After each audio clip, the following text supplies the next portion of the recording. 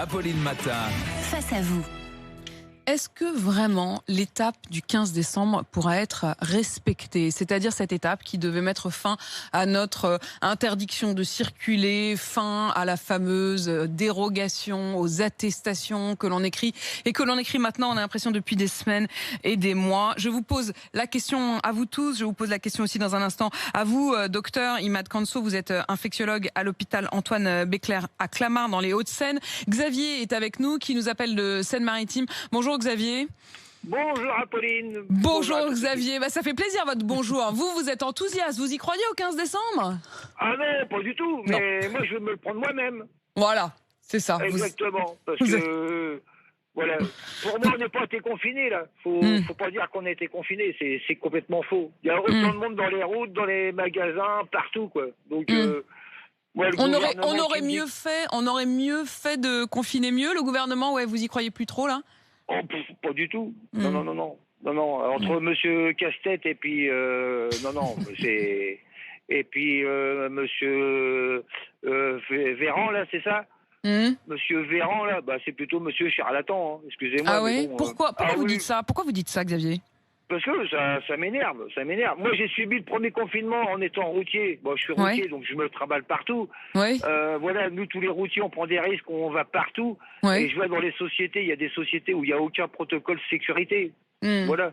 Même dans ma société à moi. Hein. Mais alors, attendez, Xavier, moi, je voudrais comprendre. Ça veut dire que vous dites, il aurait mieux fallu un véritable confinement comme le premier. Un véritable confinement comme le premier. En fait, vous reprochez au gouvernement de faire les choses à moitié. Exactement, bah oui. Voilà, exactement. On fait tout pour l'économie sociale, mais là, on fait rien, quoi.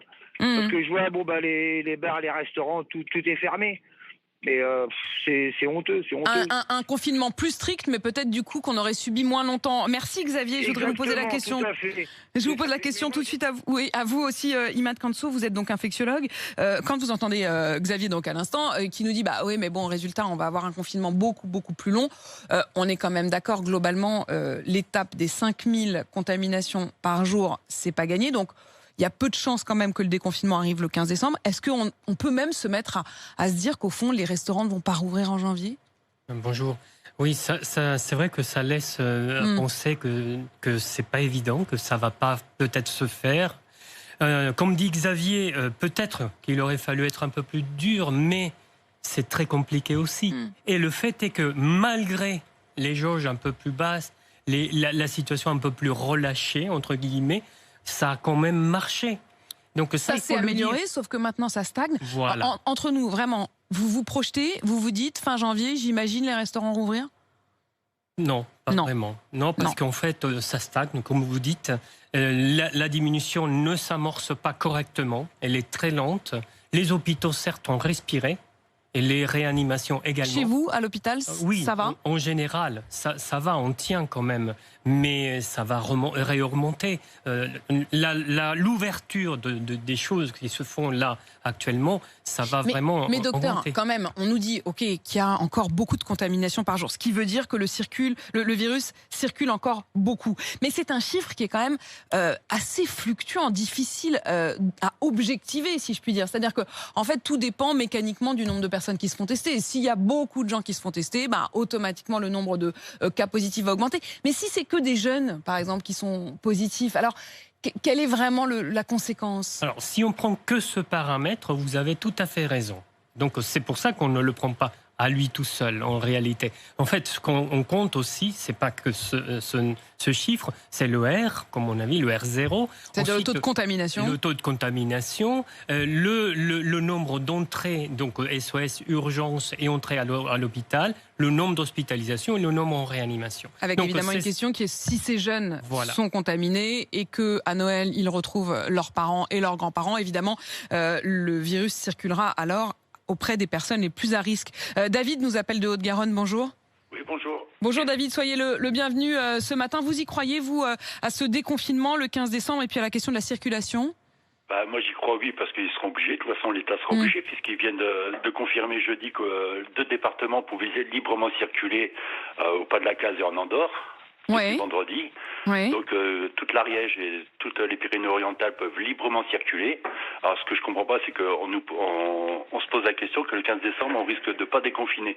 Alors où est la logique du gouvernement, puisque les deux ministres de la Santé se sont mis d'accord, ainsi que le président de la République. Ça veut dire, David, que vous nous dites, alors on va le vérifier parce que j'avoue, je dois vous avouer mon incompétence là-dessus, je n'ai pas vu qu'on pouvait circuler par exemple en Andorre. Vous allez sur internet, sur 20minutes.fr, ça circule, moi ça j'y suis circule, abonné. le fait qu'on puisse circuler justement, David. Mais donc vous dites, bon, en fait, on nous fait croire qu'il y a un petit suspense, mais c'est gagné le 15 décembre. Pour moi, oui, mais ce qui n'est pas logique, c'est qu'on interdit les restaurateurs, les bars et tout ça de fermer, alors qu'on autorise une libre circulation de la population. Après, c'est pas la même chose. C'est pas parce que vous circulez que vous allez contaminer comme dans les lieux clos, les restaurants, les bars où on n'a pas le masque. Hein. Moi, j'ai déjà été au Pas de la Case et en Andorre avant le confinement.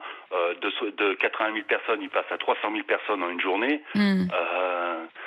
Alors que vous vous promenez là-bas, la moitié des personnes n'ont pas de masque. Bon, à part les c'est le cas à Andorre, c'est le cas à Monaco, on en a parlé. David, vous êtes cuisinier, vous pouvez continuer à travailler là ou vous êtes non. Donc vous êtes complètement à l'arrêt, quoi. Voilà. Complètement à l'arrêt. Et en effet, on a du mal à avoir des perspectives, c'est difficile.